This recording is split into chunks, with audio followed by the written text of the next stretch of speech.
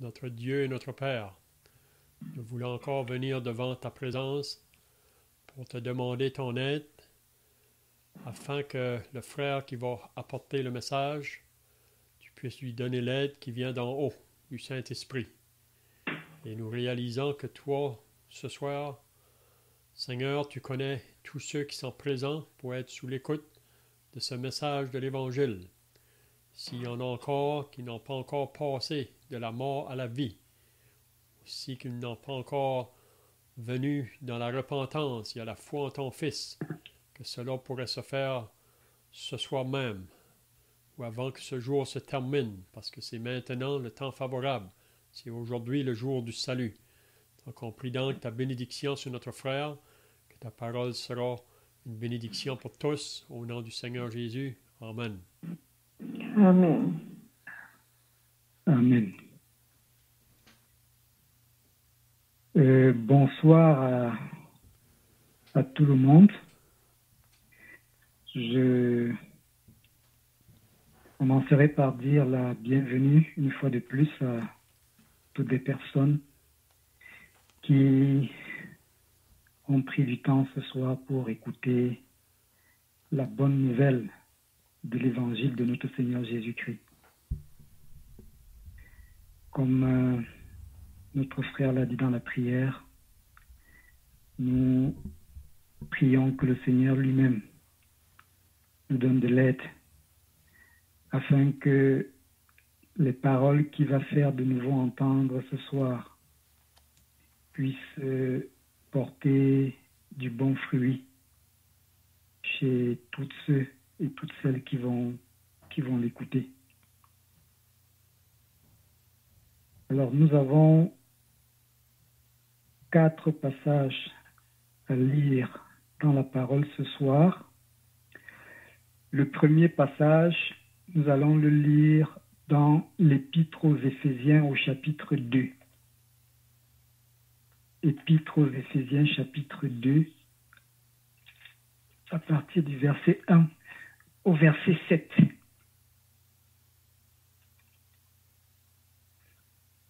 Verset 1 au verset 7.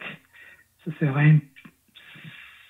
sera pour nous un peu le passage sur lequel nous allons nous appuyer le plus. Alors là, je lis à partir du verset 1. Vous étiez morts par vos offenses et par vos péchés, dans lesquels vous marchiez autrefois, selon le train de ce monde, selon le prince de la puissance de l'air, de l'esprit qui agit maintenant dans les fils de la rébellion.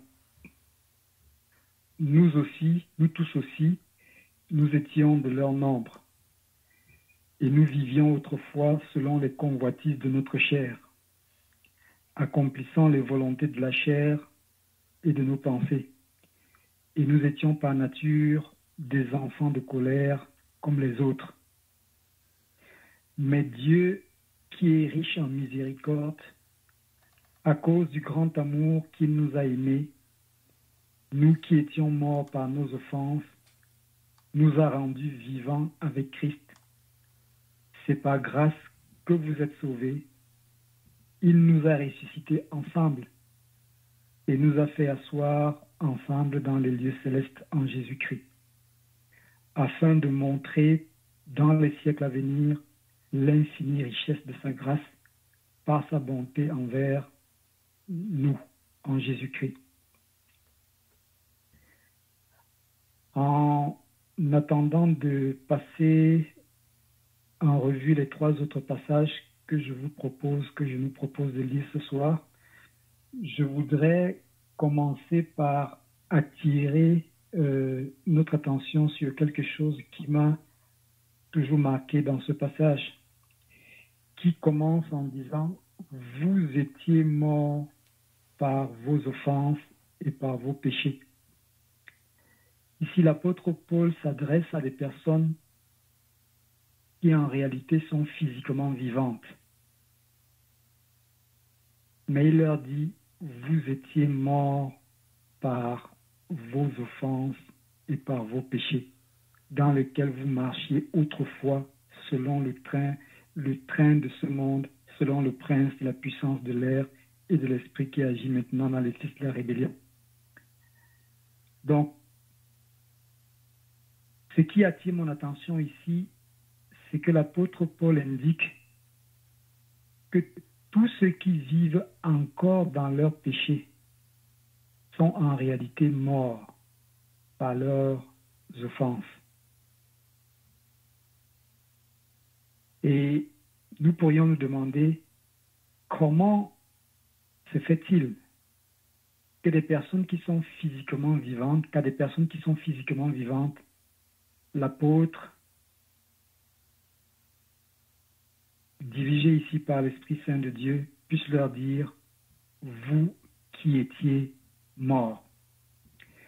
Et pour bien comprendre ça, il faut donc qu'on retourne au commencement, c'est-à-dire à la Genèse, pour comprendre pourquoi l'apôtre peut dire ici, vous étiez morts par vos offenses. Là, nous allons essayer d'aller dans le livre de la Genèse au chapitre 2.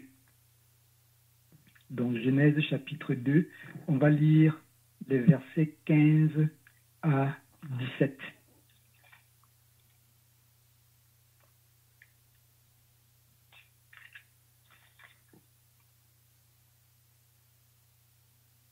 Genèse 2, versets 15 à 17.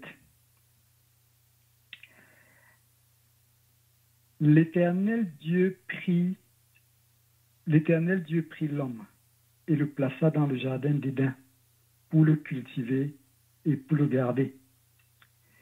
L'Éternel Dieu donna cet ordre à l'homme. Tu pourras manger de tous les arbres du jardin, mais tu ne mangeras pas l'arbre de la connaissance du bien et du mal, car le jour où tu en mangeras, tu mourras certainement. Le jour où tu en mangeras, tu mourras certainement. Évidemment, quand on continue la lecture dans le livre de Genèse, on va constater qu'au chapitre 3, il y a eu la tentation et la chute de l'homme dans le jardin d'Éden. Ève, la femme que Dieu avait placée auprès d'Adam, a été séduite par le serpent et elle a convaincu son mari de manger du fruit de l'arbre dont Dieu leur avait interdit de manger. Évidemment, Dieu qui ne dit pas une chose sans que cela arrive. Dieu avait dit, le jour où vous mangerez de cet arbre, du fruit de cet arbre, tu mourras certainement. Donc, comme Dieu l'avait dit, le jour où ils ont mangé, alors, est-ce qu'ils sont morts physiquement ce jour-là? Non. Puisque Adam a vécu pratiquement 930 ans avant de mourir physiquement. Mais Dieu avait dit le jour où tu mangeras, tu mourras. Alors, la question qu'il faut qu'on se pose ici, c'est comment Adam et Ève sont-ils morts à ce moment précis? Et la réponse se trouve toujours dans le livre de Genèse, au chapitre 3, à partir du verset 22. Genèse chapitre 3, à partir du verset 22. Et là on lit, l'Éternel Dieu dit, voici l'homme est devenu comme l'un de nous pour la connaissance du bien et du mal. Empêchons-le maintenant d'avancer sa main, de prendre de l'arbre de vie, d'en manger et de vivre éternellement. Et l'Éternel Dieu le chassa du jardin d'Éden pour qu'il cultive la terre d'où il avait été pris. Et il le mit à l'orient du jardin d'Éden des chérubins qui agitent une épée flamboyante pour garder le chemin de l'arbre de vie. Évidemment, dans ce passage, quelque chose de terrible va se produire ici. La chose qui se produit, c'est que l'homme qui vivait dans la présence de Dieu avant la chute va être privé justement de cette présence en étant chassé du jardin vers la terre pour qu'il puisse la cultiver. Mais il y a une dimension de l'amour de Dieu ici qui transparaît dans ce passage qu'on vient de lire. Ici, le Seigneur, l'Éternel dit, empêchons-le maintenant d'avancer sa main, de prendre de l'arbre de vie et d'en manger et de vivre éternellement. Alors, pourquoi Dieu empêche Adam à ce moment-là de vivre éternellement? La réponse est assez simple. C'est parce que l'homme qui avait désobéi à Dieu avait été souillé par le péché. Et en réalité, étant donné qu'à partir du moment où il a mangé, il est mort spirituellement parlant, c'est-à-dire qu'il s'est déconnecté de la communion qu'il avait avec Dieu. Si Dieu n'avait pas empêché à l'homme de prendre l'arbre de vie et d'en manger, il aurait vécu éternellement loin de la présence de Dieu. On voit encore que le but de Dieu, c'est que l'homme ne soit pas séparé de lui. Dieu veut que l'on soit dans sa présence, mais que l'on soit dans sa présence éternellement. Alors ici, Adam est donc mort spirituellement. Et on peut donc comprendre un peu le sens du passage d'Éphésiens 2 qui dit « Vous étiez morts dans vos offenses ». L'homme est séparé de la présence de Dieu. Et au chapitre 5 de Genèse, on voit que Adam, qui est déchu de la présence de Dieu, va transmettre à sa descendance sa ressemblance. Au verset 3 du chapitre 5 de Genèse, on peut lire « Adam, âgé de 130 ans, engendra un fils à sa ressemblance selon son image. » Évidemment, Adam qui avait péché a donc transmis sa nature pécheresse à tous les hommes, à toute sa descendance, y compris à nous-mêmes. C'est pour ça qu'il est dit dans la parole de Dieu que, et c'est le psalmiste qui le dit, que nous avons été enfantés dans le péché. Donc nous sommes nés tous avec une nature pécheresse et une nature séparée de la présence de Dieu. Et c'est la raison pour laquelle le chapitre 3 de Jean que nous allons lire maintenant va nous indiquer à peu près ce qu'il faut faire pour retrouver la communion avec Dieu, pour retrouver la présence de Dieu. Nous allons lire maintenant un passage dans Jean 3. C'est un passage qui est bien connu. On va lire on va d'abord lire le verset 3. Jean 3, lisons d'abord le verset 3. Lisons d'abord le verset 3, où Jésus répond à Nicodème en lui disant « Jésus lui répondit, en vérité, je te le dis, si un homme ne naît de nouveau, il ne peut voir le royaume de Dieu. » Si un homme ne naît de nouveau, il ne peut voir le royaume de Dieu. Le Seigneur Jésus, à la question que Nicodème lui avait posée, Nicodème qui était un chef des Juifs, un homme véritablement considéré aux yeux des Juifs, est venu rencontrer le Seigneur Jésus de nuit et lui a dit, nous savons que tu es un docteur venu de Dieu, car personne ne peut faire les miracles que tu fais si Dieu n'est avec lui. Et c'est en réagissant à ce que Nicodème a dit que le Seigneur Jésus va lui dire, en vérité, je te le dis, si un homme ne naît de nouveau, il ne peut voir le royaume de Dieu. Et Nicodème lui dit, comment un homme peut-il naître quand il est vieux? Peut-il entrer dans le sein de sa mère et naître? Jésus répondit, en vérité, je te le dis, si un homme ne naît d'eau et d'esprit, il ne peut entrer dans le royaume de Dieu.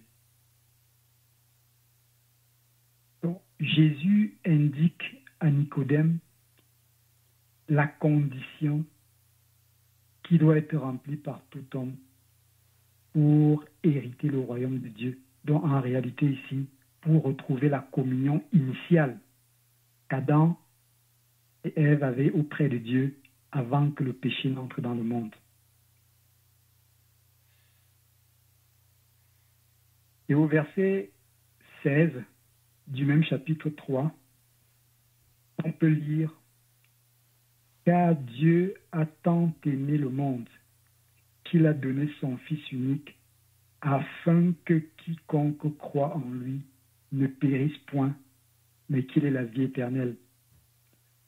Dieu, en effet, n'a pas envoyé son Fils dans le monde pour qu'il juge le monde, mais pour que le monde soit sauvé par lui.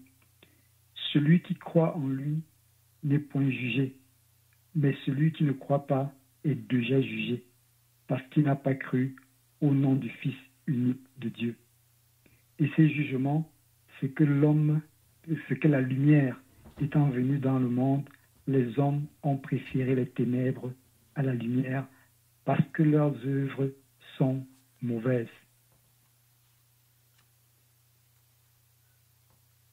Alors ici, le Seigneur Jésus indique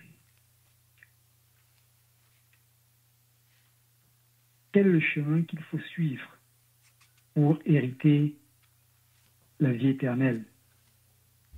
Et il dit qu'il faut naître de nouveau. Et la nouvelle naissance est justifiée par le fait que tout homme qui est encore dans ses péchés est considéré par Dieu comme étant mort. Il est mort pourquoi? Parce que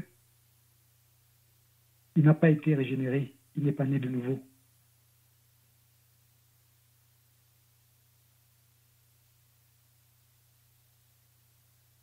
Et dans le verset 16 du chapitre 3 que nous avons lu, il est dit que Dieu a tant aimé le monde. Ça nous parle de l'amour de Dieu. Et comment Dieu a-t-il aimé le monde? Il a aimé le monde en donnant son Fils unique, notre Seigneur Jésus-Christ, qui est mort à la croix pour nos péchés. L'amour de Dieu a été manifesté en ce que il a donné la personne qui était en réalité la plus chère à ses yeux. Et le Seigneur Jésus-Christ a été pendu sur une croix à cause de nos péchés. À cause de nos péchés, il a offert sa précieuse vie à la croix. Et aujourd'hui, la condition pour être sauvé, c'est qu'il faut croire que le Seigneur Jésus-Christ a fait ça pour moi, qui est pécheur, par nature. Il a fait ça afin que je puisse être réconcilié avec Dieu. Et c'est uniquement ce que Dieu demande à l'homme pour être sauvé. Ça paraît aussi simple. Ça paraît simple, mais ça demande de la foi. Ça demande de la foi. C'est pourquoi il est dit, afin que quiconque croit en lui ne périsse point. Donc, pour être sauvé, il faut avoir la foi en une œuvre, la foi en Jésus-Christ, la foi en l'œuvre que le Seigneur Jésus-Christ a accompli à la croix pour moi. Pour être sauvé, il faut que premièrement, je reconnaisse que je suis pécheur. Et vous savez, il y a beaucoup de personnes sur la terre qui n'acceptent pas ce message, tout simplement parce qu'elles croient qu'elles sont justes en elles-mêmes, qu'elles sont bonnes. Évidemment, extérieurement, beaucoup peuvent paraître bons, justes et même pieux d'un point de vue extérieur. Mais regardez bien et reconsidérez bien ce que le Seigneur Jésus-Christ dit à Nicodème. Il lui dit, pour hériter, pour qu'un homme puisse voir le royaume de Dieu, il faut naître de nouveau. Est-ce qu'il dit à Nicodème, pour hériter le royaume de Dieu, il faut avoir un bon comportement. Il faut être juste. Il faut être droit. Non, ce n'est pas ce qu'il dit à Nicodème. Et Nicodème qui était en face de lui, c'était quelqu'un qui était très considéré au milieu des Juifs. C'était forcément quelqu'un qui avait une vie bien réglée, extérieurement. C'était quelqu'un qui suivait certainement avec beaucoup de rigueur la loi qui avait été donnée au peuple. Et de qui on pouvait, et à qui on ne pouvait certainement rien reprocher de très grave. Mais avec tout ça, Nicodème était quand même perdu. Et il était mort dans ses offenses. Et n'oublions pas, Nicodème, c'était un docteur de la loi. Donc, c'était quelqu'un qui connaissait parfaitement la loi que Moïse avait donnée.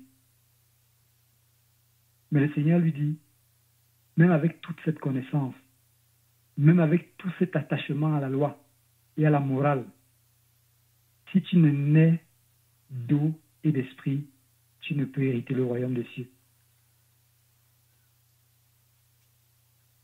La Bible dit dans Hébreu que sans la foi, il est impossible d'être agréable à Dieu. Et pour être sauvé, ça demande de la foi. Ça demande de la foi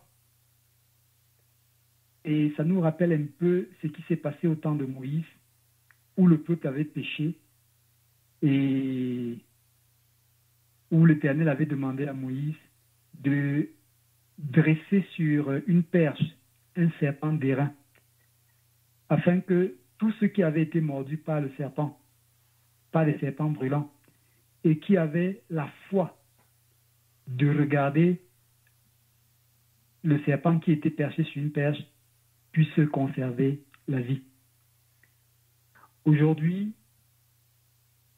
si nous ne levons pas de même les yeux pour regarder à cette croix maudite où le Fils bien-aimé de Dieu a été pendu, et pour implorer la grâce de Dieu sur nous, qui sommes pécheurs, il nous sera impossible de rentrer dans le royaume de Dieu. Le message de l'Évangile, qui est la bonne nouvelle, est en général un message assez simple. Un message qui a pour but, en fait, d'éliminer l'action de l'homme dans son propre salut.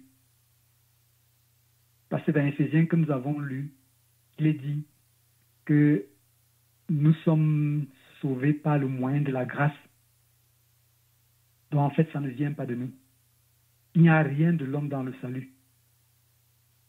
Et beaucoup, malheureusement, veulent sentir qu'ils font quelque chose pour leur salut. Ils ont besoin de montrer qu'ils ont fait un effort particulier pour être sauvés.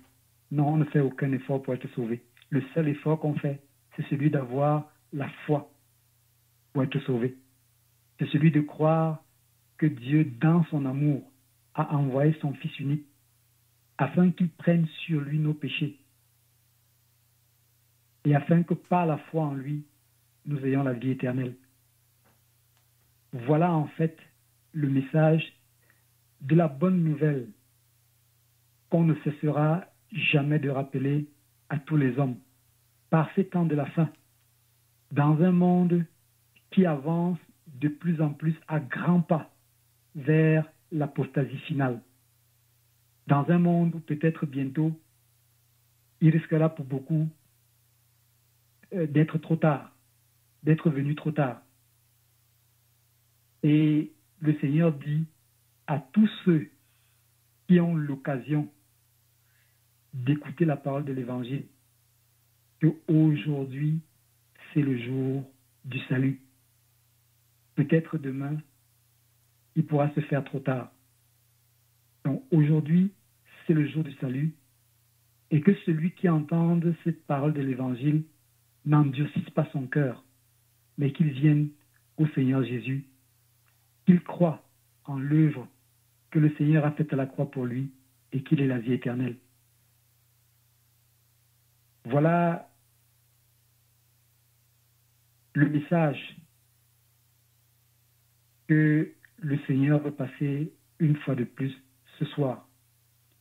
Dieu a tellement aimé le monde qu'il a donné son Fils unique, afin que quiconque croit en lui ne périsse point, mais qu'il ait la vie éternelle. Dieu ne veut pas la mort du pécheur, mais Dieu veut que le pécheur se repente de ses péchés et ait la vie éternelle. Et se repentir de ses péchés, c'est simplement accepter devant le Seigneur, devant Dieu, que nous sommes pécheurs et qu'il nous est impossible de lui être agréable si nous sommes loin de sa présence et si nous ne sommes pas réconciliés avec lui, s'il ne nous a pas scellés par son Saint-Esprit. Donc, je prie que cette parole d'évangile qui est encore sortie ce soir puisse trouver des cœurs réceptifs et puisse porter du fruit, qu'elle ne rentre pas sans avoir atteint son objectif. Donc, que la parole de notre Dieu soit bénie. Amen. Amen.